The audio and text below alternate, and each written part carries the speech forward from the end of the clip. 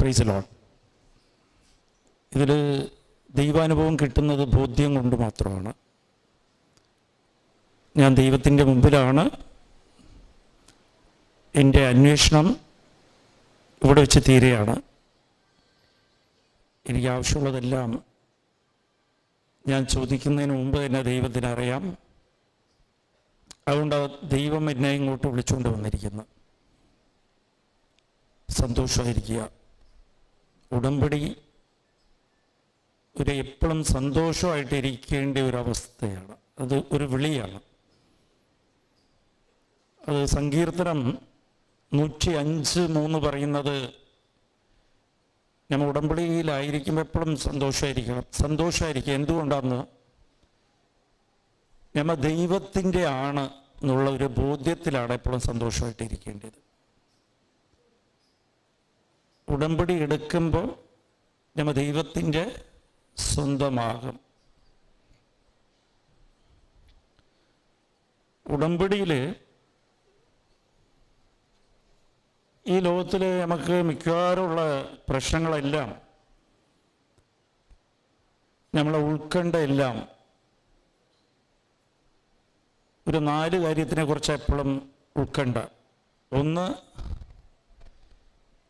എനിക്ക് യോഗ്യതയില്ല, ഇതെനിക്ക് ലഭിക്കില്ല. അത് വിശ്വാസം, പലവരെയും വിശ്വാസം നഷ്ടപ്പെടുന്നതിൻ്റെ ആദ്യ കാരണം തന്നെ ഇതാണ്. നമ്മളെ വിഷയത്തിൽ ചിലപ്പോൾ നമുക്കൊരു 10 ലക്ഷം രൂപയുടെ കടമായിരിക്കും, വീടില്ല, വാടകയ്ക്ക് താമസിക്കുക, വാടക ഒരു 5000 രൂപ വാടക കൊടുക്കണം. നമ്മളെ വരുമാനം 10-15,000 രൂപ വരുമാനമേ ഉള്ളൂ. വീട്ടുകാരിയും നോക്കണം, വാടകയും കൊടുക്കണം, ഈ 10 ലക്ഷം രൂപ കടവും തീർക്കണം. അപ്പോൾ പ്രാർത്ഥിക്കുമ്പോഴത്തേക്കും തന്നെ ആ വിശ്വാസം പോയി. എനിക്ക് യോഗ്യതയില്ല. 15,000 രൂപ ശമ്പളം വെച്ചുകൊണ്ട്, വരുമാനം വെച്ചുകൊണ്ട്, വാടകയും കൊടുത്ത്, കുട്ടികളെ നോക്കി 3 നേരം ഭക്ഷണത്തിന് പോലും ഇല്ലാതെ ഞാൻ എങ്ങനെയാണ് കടം വീട്ടുക? ഒന്ന് യോഗ്യതയില്ലായ്മയാണ് നമുക്ക് പലപ്പോഴും, നമുക്കതാണ് പ്രശ്നമായിട്ട് തോന്നുന്നത്, ഉത്കണ്ഠയുടെ കാരണം. രണ്ടാമത്, നമുക്ക് സമയത്ത് ലഭിക്കില്ല, നമുക്ക് ആവശ്യമുള്ളപ്പോൾ ലഭിക്കണം. നമുക്ക് ഇപ്പോൾ ആവശ്യമുള്ളത്, മക്കളുടെ കല്യാണം 25 വയസ്സിൽ നടക്കേണ്ട കല്യാണം 45 നടന്നിട്ട് കാര്യമില്ല. അപ്പോൾ സമയത്തിൻ്റെ ചുരുക്കം നമ്മുടെ ആവശ്യമാണ്. സമയം നീണ്ടു പോകുമ്പോൾ നമുക്ക് വിഷമമാണ്. അത് നമ്മുടെ ഉത്കണ്ഠയുടെ കാരണമാണ്. അത് നമുക്ക് സഹനമായിട്ട് നമുക്ക് തോന്നും. മൂന്നാമത്തത്, നമുക്ക് ചെയ്യുന്ന ജോലി, ചിലപ്പോൾ ജോലിയാകാം, നമ്മുടെ വ്യാപാരമാകാം, ബിസിനസ്സാകാം, അല്ല ഭാര്യയ്ക്ക് മക്കളാകാം, ഭർത്താവാകാം, ഭാരമായിട്ട് തോന്നും. ഈ വീട്ടിൽ നിന്ന് പോകുന്നത് ഭാരമാണ്, പ്രശ്നമാണ്. ചിലപ്പോൾ രോഗം നമുക്ക് ഭാരമായിട്ട് തോന്നും. അതും നമുക്ക് ഉൾക്കൊണ്ടയുടെ കാരണമാണ്. പിന്നെ നാലാമത്തതാണ് ഏറ്റവും വലിയ നമ്മൾ ഉൾക്കൊണ്ടയുടെ കാരണം, ഒറ്റപ്പെടൽ. എല്ലാവരും ജീവിതത്തിലെ ഏറ്റവും വലിയ പ്രശ്നം, കുടുംബത്തിൽ ജീവിച്ചാലും ഒറ്റപ്പെടലാണ്, ജോലി സ്ഥലത്തും ഒറ്റപ്പെടലാണ്.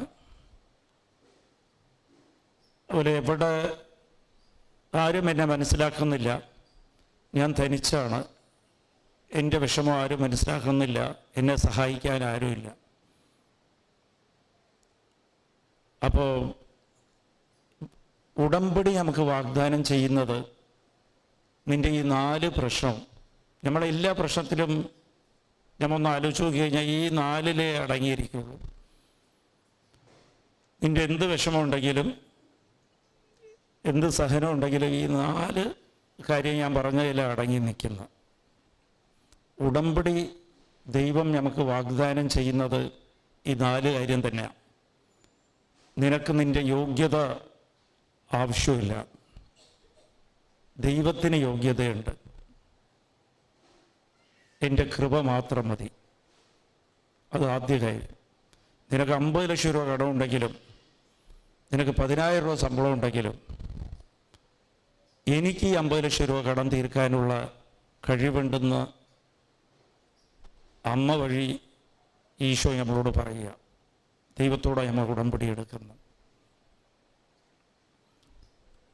നിനക്കൊരു വരുമാനമില്ല, സാമ്പത്തികമില്ല, മകളുടെ കല്യാണം നടത്താനുള്ള യോഗ്യതയില്ല കുടുംബത്തിൽ.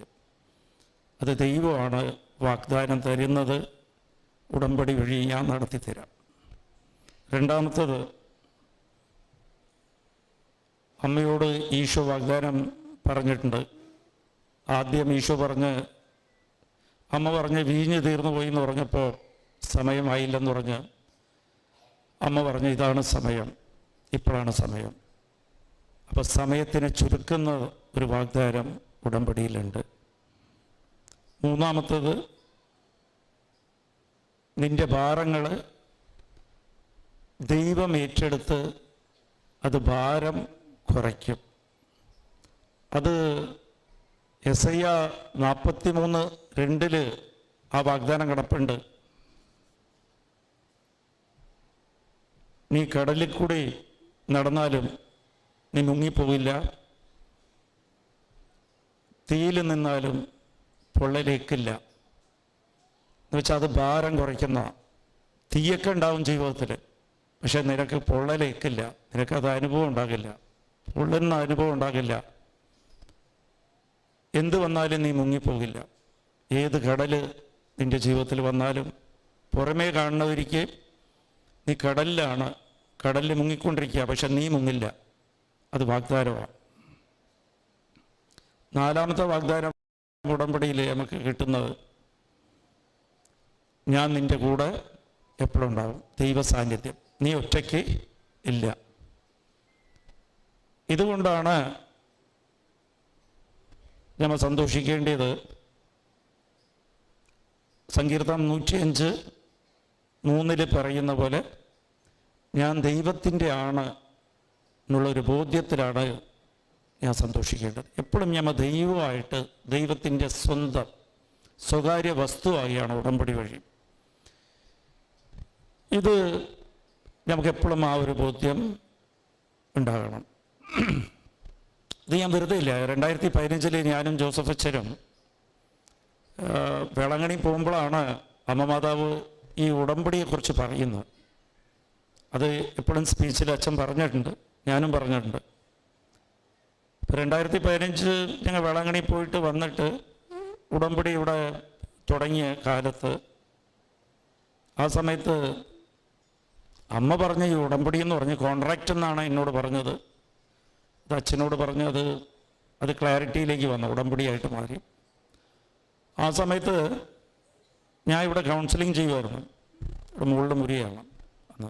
അപ്പോൾ കൗൺസിൽ ചെയ്യുമ്പോഴത്തേക്കും ഒരു കൊച്ച് അന്ന് ഉടമ്പടി തുടങ്ങി. ഞാൻ നേരിട്ട് ഉടമ്പടി എടുത്തിട്ടില്ല. ഉടമ്പടിയുടെ കാര്യങ്ങളൊക്കെ മാതാവിനെ ഞാൻ സമർപ്പിച്ചിരിക്കുക, ഉടമ്പടി ഞാൻ നേരിട്ട് എടുത്തില്ല. അപ്പോൾ ഒരു കൊച്ചു കരഞ്ഞുകൊണ്ട് വന്ന് കൗൺസിലിങ്ങിന് എന്നോട് പറഞ്ഞ്, എൻ്റെ കല്യാണം 1 മാസം മുമ്പേ ഉറപ്പിച്ചതാണ്. ഉറപ്പിച്ച് കഴിഞ്ഞ് ഈ ഇൻവിറ്റേഷൻ കാർഡ് എല്ലാവർക്കും കൊടുത്തു കഴിഞ്ഞിട്ടും ഇപ്പോൾ ഞങ്ങൾ മണ്ഡപമെല്ലാം ബുക്ക് ചെയ്ത് എല്ലാവരെയും അറിയിച്ച് കല്യാണ ഡേറ്റ് ഇനി 10 ദിവസമേ ഉള്ളൂ.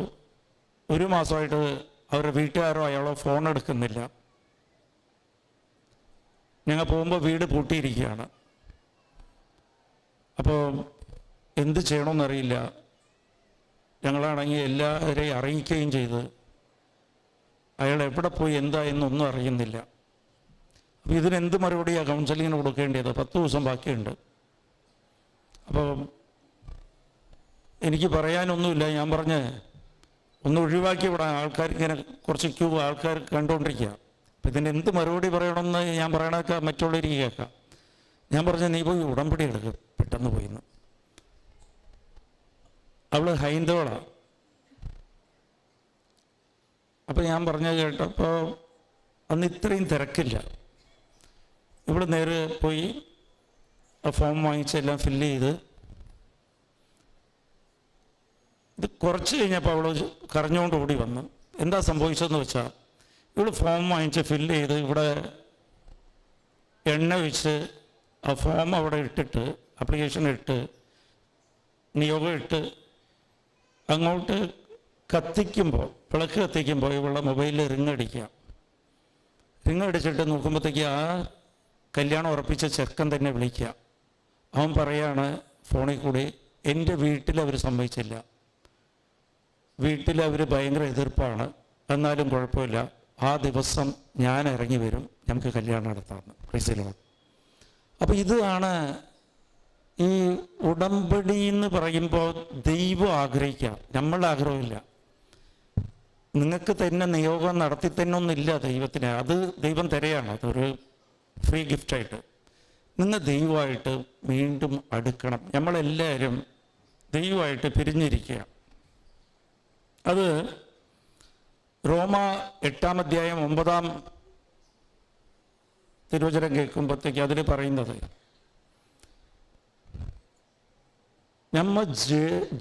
നമ്മളുടെ അകത്ത് ദൈവമുണ്ട്, ദൈവത്തിൻ്റെ ആത്മാവ് നമ്മളുടെ അകത്ത് ജീവിക്കുകയാണ്. ഇത് ശ്രദ്ധിച്ചു കേൾക്കണം. ഈ പ്രാർത്ഥനയെക്കുറിച്ച് നമ്മളിപ്പോൾ പറയുന്നത്, ദൈവമായിട്ട് അടുക്കുന്നത് ആണ് പ്രാർത്ഥന. ഉടമ്പടിയിൽ പ്രാർത്ഥനയാണ് ഇമ്പോർട്ടൻറ്റ്, ബോധ്യവും പ്രാർത്ഥനയും. നമ്മളകത്ത് ദൈവമുണ്ട്, പക്ഷെ നമ്മ ദൈവമായിട്ട് അകന്ന് നിൽക്കുക, ജഡികമായിട്ട് നിൽക്കുകയാണ്. ദൈവം നമ്മളെ നയിക്കണമെന്നുണ്ടെങ്കിൽ നമ്മൾ ദൈവമായിട്ട് അടുക്കണം. എന്ന് വെച്ചാൽ നമ്മളെ ശരീരം, നമ്മളെ ഹൃദയത്തിൻ്റെ അകത്ത് ദൈവത്തിൻ്റെ ആത്മാവുണ്ട്, പക്ഷേ നമ്മളെ മനസ്സ് ദൈവമായിട്ട് അകന്ന് നിൽക്കുക, നമ്മൾ ജഡികമായിട്ട് നിൽക്കുക, ഈ ലോകത്തിലാണ് നിൽക്കുന്നത്. ഇത് ഉടമ്പടി ചെയ്ത് പ്രാർത്ഥന ചെയ്യുമ്പോൾ നമ്മളും ദൈവവും ഒന്നാകും. ലയിക്കുന്നത് ആണ് പ്രാർത്ഥനയും ഉടമ്പടിയും. ഒന്നായിട്ട് ലയിക്കണം. നമ്മൾ ലോകത്തിലിരിക്കുമ്പോൾ നമ്മൾ ദൈവത്തിൻ്റെ നിയന്ത്രണത്തിലായിരിക്കില്ല. നമുക്ക് വരുന്ന എല്ലാ ദുരിതവും, നമ്മൾ തെറ്റായ തീരുമാനം എടുക്കുന്നതെല്ലാം, അതിൻ്റെ കാരണം നമ്മൾ ലോകമാണ് നമ്മളെ നയിച്ചുകൊണ്ടിരിക്കുന്നത്. ശ്രദ്ധിക്കണത്. Praise the Lord. ഹല്ലേലൂയ. അപ്പോൾ ദൈവമായിട്ട് നമ്മൾ ഒന്നാകണം. ഈ പ്രാർത്ഥന എന്ന് പറയുന്നതാണ്. ഉടമ്പടി ഒരു സ്വകാര്യ ദൈവമായിട്ടുള്ളൊരു കോൺട്രാക്റ്റാണ്. അത് മൊത്തത്തിലൊരു പ്രാർത്ഥനയാണ്. Price the Lord. നമ്മൾ തുടങ്ങേണ്ടത് പ്രാർത്ഥന വെച്ചാണ്. അപ്പം ദൈവമായിട്ട് നമ്മൾ ഒന്ന് ചേരണമെന്നുണ്ടെങ്കിൽ അതിന് എന്ത് ചെയ്യണം? ഞാൻ പറയണത് മനസ്സിലാക്കണം. നമുക്കകത്ത് ദൈവമുണ്ട്, ദൈവത്തിൻ്റെ ആത്മാവുണ്ട്, പക്ഷേ നമ്മൾ ദൈവത്തിലിരുന്ന് പിരിഞ്ഞിരിക്കുക, നമ്മൾ തന്നെ ദൈവത്തിലിരുന്ന് പിരിഞ്ഞിരിക്കുക. ദൈവം അകത്തുണ്ട്, പക്ഷെ ദൈവമായിട്ട് നമ്മൾ അടുത്തിട്ടില്ല. നമ്മളുടെ പാവ പ്രവൃത്തി കൊണ്ട് നമ്മൾ മാറി നിൽക്കുക. അപ്പോൾ ദൈവത്തിൻ്റെ ഇഷ്ടം നിറവേറ്റാൻ സാധിക്കാതെ വരും. ദൈവത്തിൻ്റെ ഇഷ്ടം തിരുമനസ് നിറവേറ്റി കഴിഞ്ഞാൽ നമ്മൊന്നും ചോദിക്കേണ്ട കാര്യമില്ല. അത് ജെർമിയ 29:11 ദൈവം വാഗ്ദാനം ചെയ്തിട്ടുണ്ട്. എനിക്ക് നിന്നെക്കുറിച്ചൊരു പദ്ധതിയുണ്ട്, ഇഷ്ടമുണ്ട്, തിരുമനസ്സുണ്ട്. അത് നിൻ്റെ നന്മയ്ക്കായിരിക്കും, നിൻ്റെ നാശത്തിനാകില്ല. പക്ഷെ അത് ദൈവത്തിൻ്റെ തിരുമനസ്സ് നിറവേറ്റണമെന്നുണ്ടെങ്കിൽ നമ്മൾ ചെയ്യേണ്ടത് ദൈവമായിട്ട് ലയിച്ച് നിൽക്കണം. ദൈവമായിട്ട് ഒന്ന് ചേർന്നതിൻ്റെ പേരാണ് ഉടമ്പടി.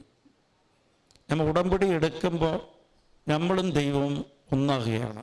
അപ്പോൾ ദൈവത്തിന് സുഖമായിട്ട് ദൈവത്തിൻ്റെ ഇഷ്ടം നിറവേറ്റാൻ പറ്റും. അതിന് നമ്മൾ അനുവദിച്ചു കൊടുക്കണം. അതിന് ചെയ്യേണ്ടത്, നമുക്ക് ആദ്യം വേണ്ടത് ദൈവമായിട്ടുള്ളൊരു ബന്ധം, സ്വകാര്യ പ്രാർത്ഥന വേണം. നമുക്ക് പ്രാർത്ഥന ആദ്യം മനസ്സിലാക്കണം, എങ്ങനെയാണ് പ്രാർത്ഥിക്കേണ്ടതെന്ന്. Praise the Lord. ഹല്ലേലൂയ. നമ്മളൊക്കെ കുറേ ബോധ്യമില്ലാതെ അങ്ങോട്ട് പ്രാർത്ഥിച്ചുകൊണ്ടിരിക്കും. പ്രാർത്ഥന വരേണ്ടത് ഹൃദയത്തിലിരുന്ന്. നമ്മൾ സ്വർഗസ്നായ പിതാവെയാണോ ചൊല്ലുന്നത്, നന്മ നിറഞ്ഞ മരിയയാണോ ചൊല്ലിയതെന്ന് അത് കഴിഞ്ഞ് കഴിയുമ്പോൾ നിങ്ങളൊന്ന് ഓർത്തു നോക്കുക. പലവർക്കും സംശയം വരും. അപ്പോൾ അത് നാവ് കൊണ്ടാണ് നിങ്ങൾ ചൊല്ലുന്നത്. Price the Lord. നാവ് കൊണ്ട് ചൊല്ലിക്കഴിഞ്ഞാൽ ഈ ആത്മാവ്, ദൈവത്തിൻ്റെ ആത്മാവ് നമ്മളെ ആത്മാവും കൂടി ഒന്നാകണം, ചേരണം, ഒന്നാകണം. നമ്മളെ ആത്മാവ് ലോകത്തിലേക്ക് നിൽക്കുകയാണ്. അപ്പോൾ ലോകമാണ് കൺട്രോൾ ചെയ്യണം. അതുകൊണ്ടാണ് പലവർക്കും പ്രാർത്ഥിക്കാൻ സാധിക്കാത്തത്. പ്രാർത്ഥിക്കണമെന്ന് തോന്നുമ്പോഴത്തേക്കും മടി തോന്നും, പിന്നെ ആകാം, പിന്നെ എങ്ങനെയും ഇത് തീർക്കാം. ഉറക്കം വരും. എത്ര പേർക്ക് ഉറക്കം എന്നെ പ്രാർത്ഥിക്കുമ്പോൾ ഇന്നത് വിടുതൽ കിട്ടും? ഉറക്കം എന്നെ വരുന്നുണ്ടോ? Price the Lord. കൈപൊക്കാൻ മടിയാ. Praise the Lord. ഒന്ന് പൊക്കിക്ക്. എത്ര പേർക്ക് ഉറക്കം വരുന്നത്? Praise the Lord. എത്ര പേരാണ് ഇപ്പോൾ വേണ്ട, അരമണിക്കൂർ കഴിഞ്ഞ് പ്രാർത്ഥിക്കാം, ഇല്ല വൈകുന്നേരം ആക്കാം. അതുപോലെ കുർബാനയ്ക്ക് പോകുമ്പോൾ കാലത്തെ വേണ്ട, വൈകുന്നേരം കുർബാന നോക്കാം. അങ്ങനെ തോന്നുന്നവർ എത്ര പേരുണ്ട്? ഇന്ന് വിടുതൽ കിട്ടും. Price the Lord. ഇതിൻ്റെയൊക്കെ കാരണം ഇതാണ്, നമ്മൾ അകന്ന് നിൽക്കുകയാണ്. ദൈവത്തിൻ്റെ ആത്മാവും നമ്മളും ഒന്നാകണം. Price the Lord. ഇത് നമ്മൾ ചെയ്യേണ്ടത് എങ്ങനെയാണ്? സ്വകാര്യ പ്രാർത്ഥന തുടങ്ങേണ്ടത് ആദ്യം നമുക്കൊരു ബോധ്യം വേണം. ഞാനും ദൈവവുമായിട്ട് ഒരു ഉടമ്പടിയിലാണെന്നുള്ളൊരു ബോധ്യമുണ്ടാകണം. ഞാൻ സാധാരണ മനുഷ്യരെ പോലെയല്ല, ഞാൻ വേറുപെട്ട് നിൽക്കുക, ഞാൻ ദൈവത്തിൻ്റെ സ്വന്തമാണ്. എപ്പോഴും അത് സന്തോഷം ഉണ്ടാകണം. അത് സങ്കീർത്തനം 105:3 അത് തന്നെയാണ് പറയണത്. എപ്പോഴും സന്തോഷിച്ചിരിക്കുക, ആഹ്ലാദിക്കുക. ഞാൻ ദൈവത്തിൻ്റെ സ്വന്തമാണ്. ഞാൻ ഇന്ന് ഉടമ്പടി എടുത്തിട്ട് പോയാൽ ഞാൻ സ്വന്തമാണ്, ഞാൻ അകന്നില്ല നിൽക്കുന്നത്. പിന്നെ ചെയ്യേണ്ടത് എങ്ങനെയാണ്? പ്രാർത്ഥിക്കേണ്ടത് കാലത്തെ എണീക്കുമ്പോൾ അതിന് ഹാർഡ് ആൻഡ് ഫാസ്റ്റ് റൂൾസ് ഒന്നും വെക്കേണ്ട. പ്രാർത്ഥിക്കുക ഇങ്ങനെ വേണം, മുടിയൊക്കെ ചീവി ക്ലിയർ ആകണം, അങ്ങനെയൊന്നുമില്ല. ആത്മാവിലാണ് പ്രാർത്ഥിക്കേണ്ടത്. നിങ്ങൾ ബെഡിൽ നിന്നുകൊണ്ട് ഇരുന്നുകൊണ്ട് ആദ്യം, പ്രൈസ് ദി ലോർഡ്, ആദ്യം ചെയ്യേണ്ടത് ഈ ദൈവത്തെ സ്തുതിക്കണം. സ്തുതിക്കുമെന്ന് പറഞ്ഞാൽ എന്താ?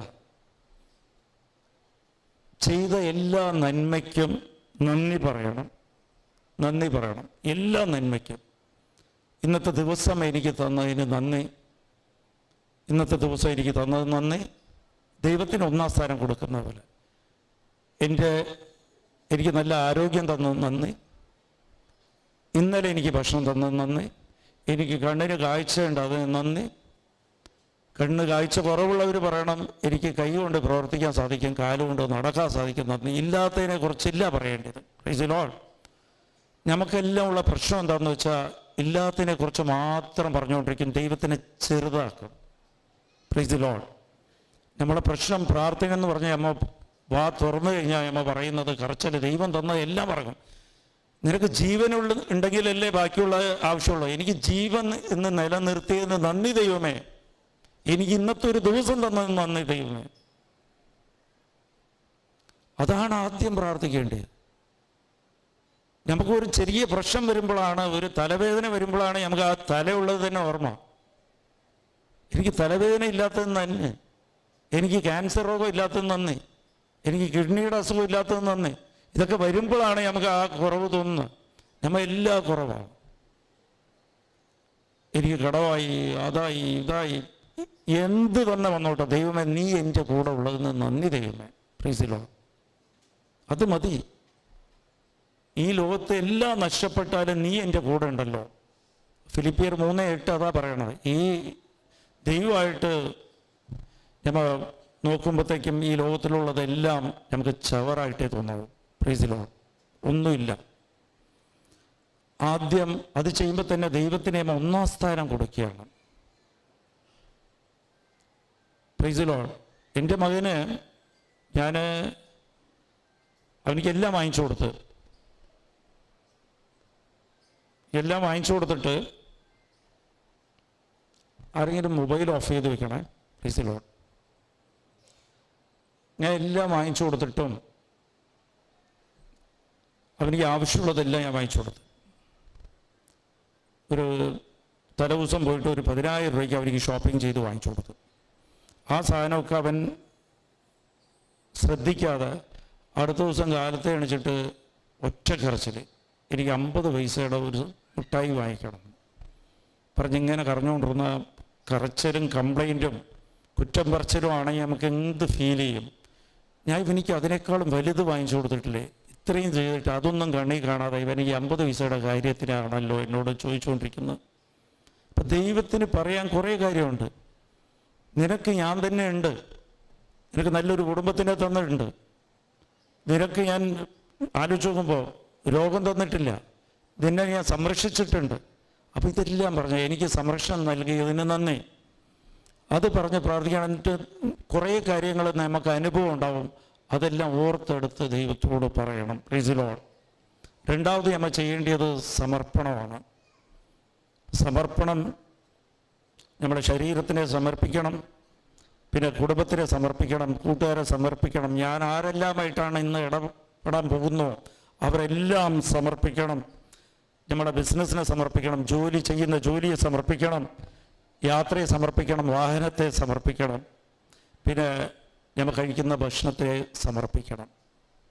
ഈ സമർപ്പിച്ചു കഴിഞ്ഞാൽ പിന്നെ നിങ്ങളുടെ ജീവിതത്തിൽ എന്ത് സംഭവിച്ചാലും അത് ദൈവം അനുവദിക്കാതെ വരില്ല. Price the Lord. അത് വിശ്വസിക്കണം. ഈ സങ്കടത്തിൻ്റെ എങ്ങനെയാണ് സന്തോഷിക്കണമെന്നാണ് ഞാൻ പറയണം. ഉടമ്പടി എടുക്കണവരിൽ യഥാർത്ഥത്തിൽ നിങ്ങൾക്ക് സന്തോഷം ഉണ്ടാവും. ഉടമ്പടി എടുക്കുന്ന ആ നിമിഷം നിങ്ങൾക്ക് സന്തോഷമേ പാടുള്ളൂ. സങ്കടം ഉണ്ടെങ്കിൽ അതിൻ്റെ അർത്ഥം നിങ്ങളെ വിശ്വാസം കുറഞ്ഞ ബോധ്യം പോയി എന്നുള്ളതാണ്. ഇപ്പോഴും ഇതിലിരിക്കുന്ന കുറേ പേർക്ക് എപ്പോഴും നിയോഗത്തിനെ കുറിച്ചുള്ള ചിന്തയാണ്. എനിക്ക് എന്തെങ്കിലും തെറ്റിപ്പോവുക, ഇല്ല അത് നിയോഗം നടക്കുക, ഈ ഉടമ്പടി എടുത്തതിൽ എന്തെങ്കിലും മിസ്റ്റേക്കാണ്, അതൊന്നുമില്ല. നിങ്ങൾ വിശ്വസിക്കുക. Price the Lord. പ്രാർത്ഥന അത് ഹൃദയത്തിലിരുന്ന് വരണം. പ്രാർത്ഥന ഉടമ്പടി എടുക്കുന്നത് ഒരു പ്രക്രിയ ഒന്നുമില്ല. അത് ജസ്റ്റ് ഒരു എക്സാം എഴുതിയോ ഒരു ഫോം ഫില്ല് ചെയ്ത് ഇവിടെ കൊടുത്തിട്ട് പോയി കഴിഞ്ഞാൽ അങ്ങനെ ഇല്ല. നമ്മളുടെ ബോധ്യമാണ് ഞാൻ ദൈവത്തിൻ്റെ സ്വന്തമാണ്. Price the Lord. ദൈവം അവിടെ പ്രവർത്തിക്കും. അതാണ് വേണ്ടത്. അപ്പോൾ എല്ലാം സമർപ്പിക്കുക. അമ്മയെ സമർപ്പിക്കുക, അച്ഛനെ സമർപ്പിക്കുക, അനിയനെ സമർപ്പിക്കുക, ചേച്ചിയെ സമർപ്പിക്കുക. പിന്നെ അവരെന്തെങ്കിലും നിങ്ങൾക്ക് ഇഷ്ടപ്പെടാത്തത് സംസാരിച്ചു കഴിഞ്ഞാൽ അത് ദൈവം നിങ്ങളെ എളിമപ്പെടുത്താൻ വേണ്ടി അവരെ കൊണ്ട് സംസാരിപ്പിക്കുക. നന്ദി മാത്രമേ പറയാവൂ, അതിന് മാത്രമേ അധികാരമുള്ളൂ. സമർപ്പിച്ചതിനെക്കുറിച്ച് കുറ്റം പറയാൻ നമുക്ക് അധികാരമില്ല, സങ്കടപ്പെടാൻ അധികാരമില്ല. Price the Lord. എനിക്ക് നിങ്ങൾ ഒരു കാറ് തന്നു, കാർ എനിക്ക് ഫ്രീ ആയിട്ട് തന്നു, ഗിഫ്റ്റ് തന്നു. ഞാൻ കൊണ്ടുപോയിട്ട് കാർ ആക്സിഡൻ്റ് ആക്കി സ്ക്രാച്ച് ആക്കിയാൽ നിങ്ങൾ ദേഷ്യപ്പെടേണ്ട കാര്യമില്ല. അതെൻ്റെയായി. Praise the Lord. ഇത് ഞാൻ ഇത്രയും നല്ലതൊന്നും നീ പൊളിച്ചല്ലോ അങ്ങനെയാണെന്ന് പറഞ്ഞിട്ട് അതിൽ സങ്കടവും കരച്ചിലും ബഹളവുമായി. നമ്മളെ തന്നെ സമർപ്പിച്ച് കഴിഞ്ഞ് പിന്നെ അതിനെക്കുറിച്ച് ആ വിഷയത്തിനെക്കുറിച്ച് സങ്കടപ്പെടേണ്ട കാര്യമില്ല. ഹല്ലേലൂയ. പിന്നെ മൂന്നാമത്തത് നമ്മളെ ചിന്തകളെല്ലാം സമർപ്പിക്കുക. ഞാൻ ചിന്തിക്കുന്ന വിഷയങ്ങളെല്ലാം ദൈവമേ നിന്നിൽ സമർപ്പിക്കുന്നു. പിന്നെ ഞാൻ എടുക്കുന്ന തീരുമാനങ്ങളെല്ലാം സമർപ്പിക്കുകയാണ്. Price the Lord. പിന്നെ നിങ്ങൾ തെറ്റായ തീരുമാനം എടുത്താലും അത് ദൈവം അത് നിങ്ങൾക്ക് വേണ്ടി നന്മയ്ക്കായി മാറ്റിത്തരും. Praise the Lord. ഹല്ലേലൂയ. അപ്പോൾ ഇതിൽ പിന്നെ നാലാമത്തെ കാര്യമാണ് വളരെ അത്യാവശ്യമുള്ള കാര്യം. Praise the Lord. അനുതാപം വലിയൊരു വിഷയമാണ്. ലൂക്ക 4-ാം അധ്യായം 34 ഈശോ പിശാചിനെ കണ്ട് പറയുകയാണ്, നീ മിണ്ടരുതെന്ന് പറയുകയാണ്. പിശാചിന് ഈശോനെ കുറിച്ച് അറിയാം. ഈശോ മിശിഹായാണ്, ദൈവത്തിൻ്റെ മകനാണെന്ന് അറിയാം, രക്ഷയ്ക്ക് വേണ്ടിയാണ് വന്നിരിക്കണമെന്ന് അറിയാം. യോഹന്നാൻ 17:3 പറയുന്നത് എന്താണെന്ന് വെച്ചാൽ ഈശോനെ അറിയുന്നതാണ് നിത്യജീവൻ, രക്ഷ.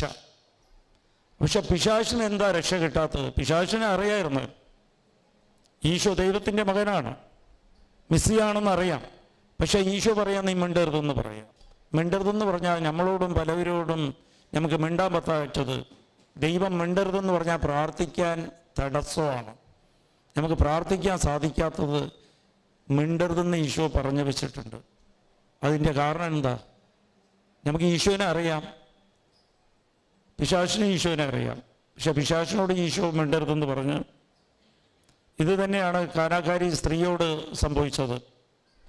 കാനാക്കാരി സ്ത്രീക്ക് മകൾക്ക് പിശാച് ബാധിച്ചിരുന്നു. അപ്പോൾ അവൾ ഈശോടത്ത് വരും, മകളുടെ സൗഖ്യത്തിന് വേണ്ടിയിട്ടാണ് വരുന്നത്. ഹല്ലേലൂയ. ഞാൻ പറഞ്ഞ് ശ്രദ്ധിച്ചേക്കണം. പല മാതാപിതാക്കന്മാർക്ക് ഈ പ്രശ്നമുണ്ട്. മക്കൾ അനുസരിക്കുന്നില്ല, കുർബാനയ്ക്ക് പോകുന്നില്ല, പ്രാർത്ഥിക്കുന്നില്ല, ഒച്ചയും ബഹളവുമാണ്, എപ്പോഴും മൊബൈലിൻ്റെ അടിമത്വമാണ്. അതിൻ്റെ കാരണം മക്കളില്ല, നമ്മ തന്നെയാണ്. Price the Lord, hallelujah. ഇത് ശ്രദ്ധിക്കണം, നമ്മ തന്നെയാണ്. അത് മാർക്കിൻ്റെ സുവിശേഷം 7-ാം അധ്യായം 27 ഈശോ അവളോട് പറയുകയാണ്, അപ്പമെടുത്ത് നായ്ക്കൾക്ക് കൊടുക്കാൻ പറ്റില്ല. നായ്ക്കൾ എന്ന് പറഞ്ഞാൽ നിയമവർത്തനയില്ല, വെളിപാട് 22:15 പറയുന്നത് നായ്ക്കളും പാപികളും എൻ്റെ ദൈവരാജ്യത്തിൻ്റെ പുറത്താണെന്നാണ് പറയണം. എന്ന് വെച്ചാൽ പാപം ചെയ്തിട്ടുണ്ട്. അവിടെ നായ്ക്കളെന്ന് ഈശോ ആ പെണ്ണിനോട് പറയുമ്പോൾ, കാനാക്കാരി സ്ത്രീയോട് പറയുമ്പോൾ ഈശോ പറയാണ്, നീ പാപിനിയാണ്. Price the Lord. അതുകൊണ്ടാണ് നിനക്ക് സൗഖ്യം കിട്ടാത്തത്. പിശാചിനുള്ള പ്രശ്നം എന്തായിരുന്നു? പിശാചിനോട് മിണ്ടരുതെന്ന് പറഞ്ഞത് പിശാചിന് ദൈവത്തെ അറിയാം, പക്ഷെ പിശാചിനെ അനുദപിക്കാൻ സാധിക്കില്ല. Praise the Lord. അനുദപിക്കാൻ സാധിക്കാത്തവരെല്ലാം പിശാചിൻ്റെ ബന്ധനത്തിലാണ്. നമ്മൾ പലവരും നമ്മുടെ സൗകര്യം അനുസരിച്ച് നമ്മൾ അനുദപിക്കില്ല. ഞാൻ ശരിയാണ്, ഞാൻ തെറ്റൊന്നും ചെയ്തിട്ടില്ല, ഞാൻ എന്തിനാണ് എളിമപ്പെടേണ്ടത്, അമ്മയാണ് തെറ്റോ. ചില മക്കൾക്കൊക്കെ ഇത് പ്രശ്നമാണ്. അമ്മയോട് വഴക്കുണ്ടാക്കുക, ചില ഭാര്യ ഭർത്താവ് വഴക്കുണ്ടാക്കുക, എന്നിട്ട് അവർ തന്നെ അവരെ ന്യായീകരിക്കുക, ഞാൻ ശരിയാണ്, അനുദപിക്കില്ല. നമുക്ക് അനുദപിക്കാൻ മാത്രമേ അധികാരമുള്ളൂ, നമ്മളെ ന്യായീകരിക്കാൻ അധികാരമില്ല. എനിക്ക് യോഗ്യത ഇല്ലെന്നുള്ളൊരു വിചാരം എപ്പോഴും നമുക്കുണ്ടാകണം. എനിക്ക് യോഗ്യത ഇല്ല. Price the Lord. എനിക്ക് യോഗ്യതയില്ല. അത് കാര്യം എന്താ? അത് പരിസയരും ചുങ്കക്കാരനും കൂടി പ്രാർത്ഥിക്കാൻ പോകും. അവിടെ സംഭവിച്ചതെന്താ? പരിസയന് സംഭവിച്ചത് എന്താണെന്ന് വെച്ചാൽ, അവൻ പറഞ്ഞത് ദൈവത്തോട്, എനിക്കും യോഗ്യതയുണ്ട്, നിനക്കും യോഗ്യതയുണ്ട്. Price the Lord. ഈ പ്രാർത്ഥനയിൽ ശ്രദ്ധിക്കേണ്ട കാര്യം ഇതാണ് എപ്പോഴും. അത് ഈശോ ആ പ്രാർത്ഥന അംഗീകരിച്ചില്ല. പക്ഷെ ചുങ്കക്കാരൻ പ്രാർത്ഥിച്ചത്, നിനക്ക് യോഗ്യതയുണ്ട് ദൈവമേ, പക്ഷെ എനിക്ക് യോഗ്യതയില്ല. ആ പ്രാർത്ഥന ദൈവം അംഗീകരിച്ചു. ശതാധിപനും ശതാധിപൻ പ്രാർത്ഥിച്ചത് അവൻ്റെ ജോലിക്കാരന് വേണ്ടിയിട്ടാണ് പ്രാർത്ഥിച്ചത്. അവനും പറഞ്ഞ്, അവനിക്കും ബോധ്യമുണ്ടായി ദൈവത്തിന് യോഗ്യതയുണ്ട്, പക്ഷെ എനിക്ക് യോഗ്യതയില്ല. അവിടെ പ്രാർത്ഥന കേട്ട് ദൈവം. Price the Lord. അപ്പോൾ നമ്മൾ ശ്രദ്ധിക്കേണ്ടത്, ഈ കാനാക്കാരി സ്ത്രീയുടെ പ്രശ്നം എന്തായിരുന്നു? അവളുടെ മകള് പിശാചിൻ്റെ ബന്ധനത്തിലായിരുന്നു. അപ്പോൾ അവളുടെ മകൾ പിശാചിൻ്റെ ബന്ധനത്തിലായിരുന്നു പറഞ്ഞാൽ, അവൾ ഇന്നും പല മക്കളും അതുപോലെയാണ്. അമ്മയും മക്കളും തമ്മിൽ വഴക്കം എപ്പോഴും.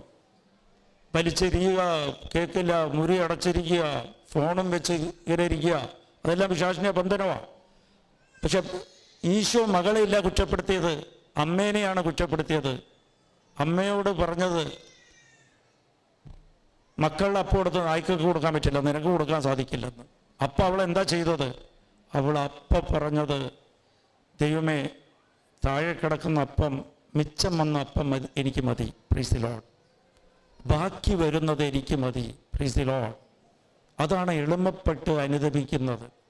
നമ്മുടെ ജീവിതത്തിലും നമ്മൾ പ്രാർത്ഥിക്കുമ്പോൾ അനുദപിക്കണം. നമുക്കെല്ലാം പറ്റുന്നത് എന്താണെന്ന് വെച്ചാൽ, നമ്മൾ ന്യായപ്പടി നമുക്ക് കിട്ടാനുള്ളതെല്ലാം കിട്ടണമെന്ന് നമ്മൾ ആഗ്രഹിച്ച് അതിനെ വിഷമിക്കും. അതാ ചോദിച്ചുകൊണ്ടിരിക്കുന്നത്. ദൈവത്തോട് ചോദിക്കേണ്ടത്, ദൈവമേ, എനിക്ക് യോഗ്യതയില്ല, എനിക്ക് മിച്ചം വന്നത് നീ തന്നാൽ മതി, എനിക്ക് അതിനേ ഉള്ളൂ. Price the Lord. എടുക്കുന്നവരൊക്കെ എടുത്തോട്ടെ, എനിക്ക് എന്തെങ്കിലും മിച്ചം ഉണ്ടെങ്കിൽ നീ തന്നാൽ മതി, ബാക്കി വരുന്നത് എനിക്ക് തന്നാൽ മതി. Price the Lord. അപ്പം എളിമപ്പെടാൻ പറ്റുന്നത് ഇങ്ങനെയാണ്. എനിക്ക് എന്തെങ്കിലും നീ തന്നെങ്കിൽ ബാക്കി താഴെ കിടക്കുന്നത് ഞാൻ എടുക്കാൻ തയ്യാറാണ്. അപ്പോൾ നമുക്ക് പരാതിയില്ല. Price the Lord. പരാതിയില്ലാതെ വരുമ്പോൾ തന്നെ നിൻ്റെ പ്രാർത്ഥന കേൾക്കപ്പെടും. Price the Lord. അപ്പോൾ ഞാൻ പറയുന്നത്, പ്രാർത്ഥിക്കുമ്പോൾ ശ്രദ്ധിക്കേണ്ടത്, എനിക്ക് യോഗ്യതയില്ല, നിനക്ക് യോഗ്യതയുണ്ട്. എനിക്ക് ചോദിക്കാൻ ഒരു യോഗ്യതയുമില്ല, എനിക്ക് മിച്ചം വരുന്നത് തന്നാൽ മതി. നിങ്ങൾ ഇങ്ങനെ പ്രാർത്ഥിച്ചു നോക്കും, മക്കളൊക്കെ സൗഖ്യപ്പെടാൻ നിങ്ങൾക്ക് കാണാം. ഈശോ അപ്പം തന്നെ കുറച്ചു നേരം മുമ്പേ പറഞ്ഞാൽ നീ പിശാചാണ്, പിശാചിൻ്റെ ബന്ധനത്തിലാണ്, നീ പാപിയാണ്, എൻ്റെ അടുത്ത് നിനക്ക് പുറത്താണ്. വെളിപാട് പറയുന്നത് അതാണ്. വെളിപാട് 22:15 പറയുന്ന പാപിയും പട്ടികളും പുറത്താണെന്നാണ് പറയണം. പക്ഷെ ഇവിടെ അനുദപിച്ച് എളിമപ്പെട്ടപ്പോൾ എനിക്ക് ബാക്കി മിച്ചം എന്നെ തന്നാൽ മതി എന്ന് പറഞ്ഞപ്പോൾ ഞാൻ പട്ടിയാണ്, ഞാൻ പാപിയാണെന്ന് ഏറ്റു പറയുന്നത്, നമ്മളെ പാവത്തെ ഏറ്റു പറയുന്നതാണ് അനുതാപം ദൈവത്തിൻ്റെ മുമ്പിൽ. ആ പാവത്തിൻ്റെ ബോധ്യം ഉണ്ടാകണം, എടുത്തു പറയണം. അത് പിന്നെ പറയാം, മനസ്സുകൊണ്ട് ഞാൻ പറഞ്ഞല്ലോ, അങ്ങനെയില്ല. എൻ്റെ പ്രവൃത്തിയിൽ അത് കാണണം. നമുക്കെല്ലാം പറ്റുന്നത് എന്താണെന്ന് വെച്ചാൽ മനസ്സുകൊണ്ട് ഞാൻ ഒന്ന് കുമ്പസാരിച്ച് കഴിഞ്ഞല്ലോ, ദൈവത്തോട് പറഞ്ഞല്ലോ ഞാൻ പാപിയാണ്, പിന്നെയും അത് തന്നെ ചെയ്യും, പിന്നെയും നമ്മൾ ആ പാപം തന്നെ ചെയ്യും. അതിലെന്ത് കാര്യം? നമ്മളെ പലരുടെ കുടുംബത്തിലും മക്കൾക്ക് സൗഖ്യം കിട്ടണമെന്നുണ്ടെങ്കിൽ മാതാപിതാക്കൾ അനുദപിച്ച് എളിമപ്പെടണം. ഉടമ്പടിയിൽ നിങ്ങൾ ശ്രദ്ധിക്കണം. പലർക്കും വിഷമമായി, എൻ്റെ മക്കൾ ഇങ്ങനെയായി അങ്ങനെയായി, ഒന്നും കേൾക്കുന്നില്ല, അവളുടെ സന്തോഷത്തിന് അടയ്ക്കാം, അവൻ്റെ സന്തോഷത്തിന് അടയ്ക്കാം, മദ്യപാനത്തിൻ്റെ അടിമയാണ്. നിങ്ങൾ അനുദപിച്ചാൽ മതി, നിങ്ങൾ വ്യത്യാസം കാണാൻ പറ്റും. ദൈവം ഇടപെടുന്നത് നിങ്ങൾക്ക് കാണാൻ സാധിക്കും, ഉറപ്പായിട്ട്. Price the Lord. ഇതെല്ലാം നമ്മൾ പ്രാർത്ഥിച്ചിട്ട് അവസാനം നമുക്ക് ഈ പ്രാർത്ഥനയുടെ റിസൾട്ട് എന്താണെന്നറിയോ? നമ്മൾ ഒരു പ്രവൃത്തി ചെയ്യുമ്പോൾ നമ്മൾ ഒരു തൈ നട്ട്, ഇല്ല മാവിൻ്റെ കുരു നട്ട് മാവിൻ്റെ തൈ വെച്ച് നമുക്ക് അവസാനം എന്താ വേണ്ടിയത്? അത്രയും ജോലി എടുത്തിട്ട് നമുക്ക് കിട്ടേണ്ടത് എന്താണ്? കിട്ടേണ്ടത് എന്താ?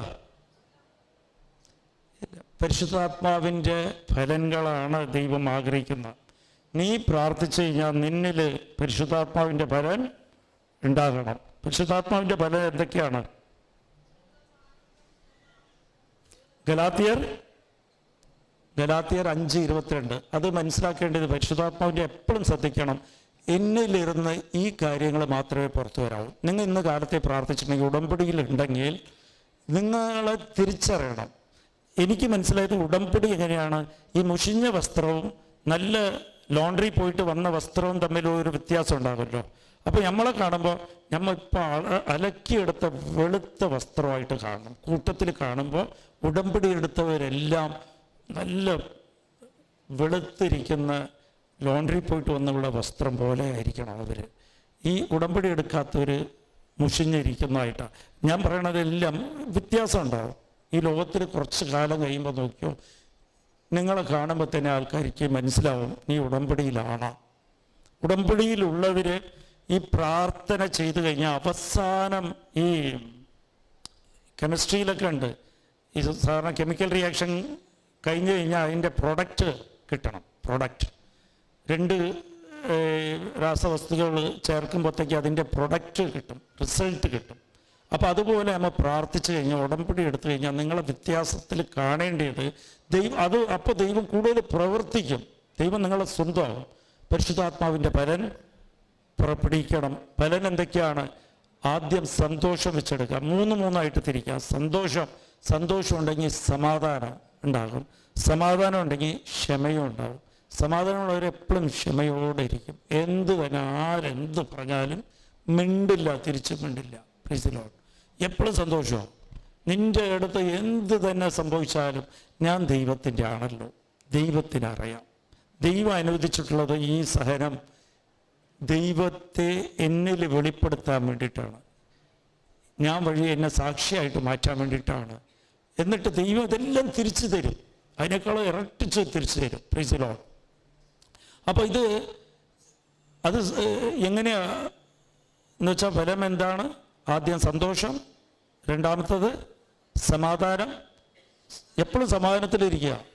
ഒന്നും എവിടെയെങ്കിലും ഒരു വഴക്കുണ്ടാകുന്ന കേസാണ്. അപ്പോൾ നിങ്ങൾക്കറിയാം, ഭർത്താവിന് പ്രലോഭനം ഉണ്ടാക്കുന്നത് നിങ്ങൾ ഇത് പ്രവർത്തിക്കുമ്പോഴാണ്. അപ്പോൾ നിങ്ങൾ സമാധാനത്തിനുണ്ട് ജോലി ചെയ്യണം. ചിലപ്പോൾ അത് തെറ്റാണെങ്കിൽ പോലും ആ കാര്യം നിങ്ങൾ ഭർത്താവിന് പ്രലോഭനമോ മറ്റുള്ളവർക്ക് ദേഷ്യമോ വഴക്കോ ഉണ്ടാകുന്ന ചാൻസസ് എല്ലാം അവോയ്ഡ് ചെയ്ത് കളയണം. Price the Lord. മൂന്നാമത്തെ ക്ഷമയോടെ ഇരിക്കുക. പിന്നെ അത് ആദ്യത്തെ 3. പരിശുദ്ധാത്മാവിൻ്റെ ഫലങ്ങൾ നിങ്ങൾ എപ്പോഴും ഓർത്തിരിക്കേണ്ടത് എങ്ങനെയാണ്? സന്തോഷം ഉണ്ടെങ്കിൽ സമാധാനം ഉണ്ടാവും, സമാധാനം ഉണ്ടെങ്കിൽ ക്ഷമയോടെ ഞാൻ മരിക്കും. 9 കാര്യങ്ങളാണ് പരിശുദ്ധാത്മാവിൻ്റെ ഫലങ്ങൾ. രണ്ടാമത്തത് സ്നേഹം. സ്നേഹം ഉണ്ടെങ്കിൽ ദയ ഉണ്ടാകും. ആരോടാണ് സ്നേഹം? ദയ. ഭർത്താവിനോട് ദയ ഉണ്ടാകണം, ഭാര്യയോട് ദയ ഉണ്ടാകണം. വല്ലവരോടൊക്കെ നമ്മൾ പൂച്ച പട്ടിയോടൊക്കെ ദയ കാണിക്കും ചിലപ്പോൾ. പക്ഷെ വീട്ടിൽ ഭർത്താവിനോട് മക്കൾ ക്ഷമിക്കുന്നതാണ് ദയ. അവരറിയുന്നില്ല. Is the Lord. അവരറിയുന്നില്ല അവർ ചെയ്യുന്ന എന്താണെന്ന്. ഈശോ പഠിപ്പിച്ചെന്നല്ലേ, അവരെന്താ ചെയ്യുന്നതെന്ന് അറിയുന്നില്ല. അതുകൊണ്ടാണ് പ്രവർത്തിക്കുന്നത്. ദയ കാണിക്കുക അവരോട്. മൂന്നാമത് ഈസ് ദി ലോർഡ്, ദയുണ്ടെങ്കിൽ അവർക്ക് വേണ്ടി നന്മ ചെയ്യും. നന്മ എന്താണെന്ന് വെച്ചാൽ അവരുടെ മനസ്സ് വിഷമിക്കാതിരിക്കാനുള്ള പ്രവൃത്തിയെങ്കിലും നിങ്ങൾ ചെയ്യുക. അവർക്ക് വേണ്ടി നന്മ ചെയ്യുക. നിങ്ങളെ ദ്രോഹിക്കുന്നവർക്ക് വേണ്ടി നന്മ ചെയ്യുക എന്നുള്ളതാണ്. അപ്പോൾ രണ്ടാമത്തെ കാര്യം എന്ന് പറഞ്ഞാൽ തുടങ്ങുന്നത്, ആദ്യത്തത് സന്തോഷം. സന്തോഷം ഉണ്ടെങ്കിൽ സമാധാനം, സമാധാനം ഉണ്ടെങ്കിൽ ക്ഷമയുണ്ടാവും. രണ്ടാമത്തത് സ്നേഹം. സ്നേഹം ഉണ്ടെങ്കിൽ ദയ ഉണ്ടാവും, ദയ ഉണ്ടെങ്കിൽ നന്മ ചെയ്യും. മൂന്നാമത്തത് വിശ്വസ്തത. Price the Lord. വിശ്വസ്തത ഉണ്ടെങ്കിൽ എന്തൊക്കെ ഉണ്ടാകും? ആത്മസംയമനം ഉണ്ടാകും, സെൽഫ് കൺട്രോൾ. വിശ്വസ്തത. വിശ്വാസമല്ല, വിശ്വാസത്തിൻ്റെ അടുത്ത സ്റ്റെപ്പാണ് വിശ്വസ്തത. വിശ്വസ്തത ഉണ്ടെങ്കിൽ വിശ്വാസം പ്രവൃത്തിയിൽ കാണിക്കുന്ന സെൽഫ് കൺട്രോൾ, ആത്മനിയന്ത്രണം എന്ന് പറയാം, ആത്മസംയമനം. മൂന്നാമത്തത് സൗമ്യത. ഇതെല്ലാം ഉണ്ടെങ്കിൽ സൗമ്യതയും ഉണ്ടാകണം. അപ്പം 3 പോയിൻ്റാണ്. ഒന്ന് ആദ്യത്തത് സന്തോഷം, സമാധാനം, ക്ഷമ. രണ്ടാമത്തത് സ്നേഹം, ദയ, നന്മ.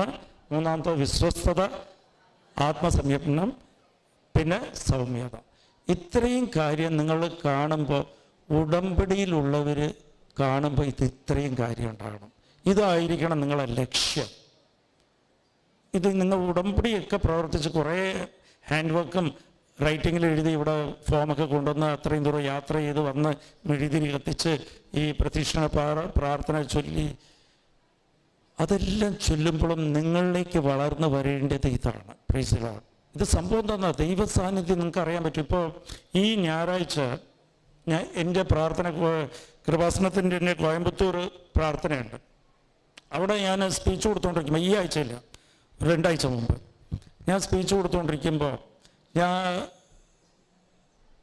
ഞാൻ പറഞ്ഞ മാതാവിന് ആഗ്രഹം, ഉടമ്പടിയിലൊക്കെ മാതാവ് ആഗ്രഹിക്കുന്നത് ആർക്കും ചെയ്യാൻ പറ്റാത്ത വലിയ കാര്യങ്ങളാണ്. ചെറിയ ഈ നിങ്ങളെ ജലദോഷം മാറി, ഉറുമ്പ് കടിച്ച്, തലവേദന മാറി, അതൊന്നും ഇല്ല ദൈവത്തിന്. ഇവിടെ വരേണ്ടത് ആർക്കും സാധിക്കാത്ത കാര്യം ആയിട്ടേ വരേണ്ടതെന്ന് പറഞ്ഞു. ഈ ലോകത്തെ എല്ലാവരും കൈവിടണം. ഞാൻ ഇത് പറഞ്ഞുകൊണ്ടിരിക്കുമ്പോൾ ഒരാളെ എണിച്ചു വന്നു. അയാൾ ആദ്യമായിട്ട് തന്നെ എണിച്ചു വന്നിട്ട് അയാൾ ആരാധനയ്ക്ക് അവിടെ റെക്ടറച്ചൻ വരും. റെക്ടറച്ചനെ വിളിച്ചുകൊണ്ട് വരുന്ന ആളാണ്. അപ്പോൾ പുള്ളിയും കയറി ഇന്ന് പ്രാർത്ഥിച്ചിരുന്നോളാം ആദ്യമായിട്ട് പറയാം. പുള്ളി എണീച്ച് കിണത്ത് പറഞ്ഞാൽ ആർക്കും സാധിക്കാത്ത എൻ്റെ വീട്ടിലൊരു സംഭവം ഉണ്ടായി. 4 ദിവസം മുമ്പ് എൻ്റെ മകൻ്റെ അമ്മായിയമ്മ, മരുമകളുടെ അമ്മ വീട്ടിൽ വന്ന് അവൾക്ക് പെട്ടെന്ന് ഈ ഹാർട്ടിൻ്റെ അറ്റാക്ക് പോലത്തെ എന്തോ പ്രോബ്ലം വന്നിട്ട് ICUലായി. ഡോക്ടർ കൈവിട്ടിരിക്കുകയാണ്. ഈ മറ്റേ വെന്റിലേറ്ററിലാണ്. വെന്റിലേറ്റർ എടുത്താൽ മരിക്കും, അവരെ രക്ഷിക്കാൻ സാധിക്കില്ലത്. അപ്പോൾ ഇത്രയും പേര് കേട്ടുകൊണ്ടിരിക്കുക. അപ്പോൾ ആ കേസാണ് ഇവിടെ എഴുതി വെക്കട്ടെ എന്ന് ചോദിച്ചു. ഞാൻ അവിടെ എല്ലാം എഴുതിപ്പിക്കാറുണ്ട്, ഒരു നിയോഗം എല്ലാവരെയും കൊണ്ട് എഴുതിപ്പിക്കാറുണ്ട്. ഞാൻ പറഞ്ഞ് സൗഖ്യം കിട്ടിയാൽ നിങ്ങൾ എത്ര പേരോട് പറയുമെന്ന് ചോദിച്ചു. സാക്ഷ്യം പറയുമെന്ന് പറഞ്ഞു. അവിടെ ഒന്നുമുണ്ട്, അത്രയും പേര് കേട്ടു. ഇത് കാര്യം തോന്നുന്നത് അത് വിശ്വാസമാണ്. എത്ര പേരോട് പറയും? അയാൾ പറഞ്ഞ് ഞാൻ 100 പേരോട് പറയാം. ഞാൻ പറഞ്ഞു അത് പോരാ, അത് കൊടുത്താൽ പോരാ, 100 10,000 പേരോട് പറയുമോ? പറയാമെന്ന് പറഞ്ഞു. എന്നാൽ സൗഖ്യം കിട്ടിയിരിക്കുമെന്ന് പറഞ്ഞു. അയാൾ വിശ്വസിച്ചില്ല എന്ന് എനിക്കറിയില്ല. പക്ഷെ അടുത്ത ആഴ്ച അയാൾ വന്ന് സാക്ഷ്യം പറഞ്ഞ് അവർക്ക് സൗഖ്യം കിട്ടി ഡിസ്ചാർജ് ആയിരുന്നു. Price the Lord. ഇതിൽ കാര്യം എന്താണെന്നാ, ഇങ്ങനെ പറയണമെങ്കിൽ നിങ്ങൾക്ക് വിശ്വാസം ഉണ്ടാകണം. വിശ്വാസം എന്താ? വിശ്വാസത്തെ 3ആയിട്ട് വിരിക്കാം. വിശ്വാസത്തിൻ്റെ ബോധ്യം 3ആണ്. വിശ്വാസം എന്താണ്? എൻ്റെ ദൈവം അറിയാതെ എൻ്റെ ജീവിതത്തിലൊന്നും സംഭവിക്കില്ല. വിശ്വാസത്തിൻ്റെ രണ്ടാമത്തെ ബോധ്യം എന്താണ്? എന്താണ് രണ്ടാമത്തെ ബോധ്യം? ഫസ്റ്റത്തത് ദൈവം അറിയാതെ ഒന്നും സംഭവിക്കില്ല. രണ്ടാമത്തത് എന്ത് തന്നെ സംഭവിച്ചാലും ഈ ലോകത്തിൽ എന്ത് കാര്യത്തിലും എൻ്റെ ദൈവത്തിൻ്റെ കയ്യിൽ ഉത്തരവുണ്ട്. എൻ്റെ ദൈവത്തെ കൊണ്ട് അസാധ്യമൊന്നുമില്ല, എല്ലാം സാധ്യമാണ്. ഞാനിപ്പോൾ കടന്നു പോകുന്ന എൻ്റെ പ്രശ്നങ്ങളെല്ലാം ദൈവത്തെ കൊണ്ട് അതെല്ലാം മാറ്റിത്തരാൻ പറ്റും, അതെല്ലാം സാധ്യമാണ്. മൂന്നാമത്തത്, പിന്നെ ഇപ്പം ഞാൻ അനുഭവിച്ചുകൊണ്ടിരിക്കുന്നതെല്ലാം എൻ്റെ ദൈവം എൻ്റെ നന്മയ്ക്കായി മാറ്റും. Price the Lord, hallelujah.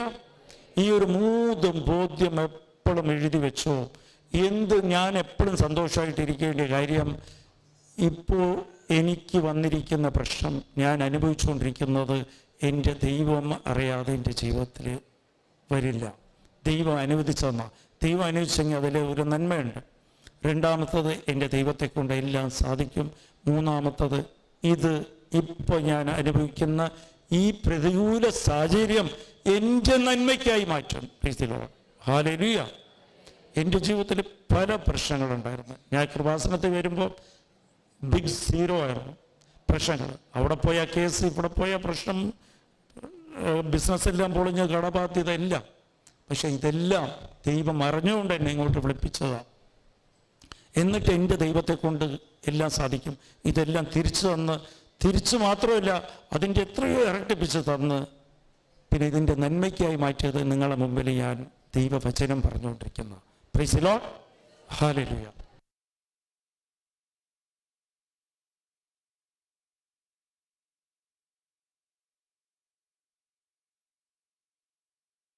Price the Lord.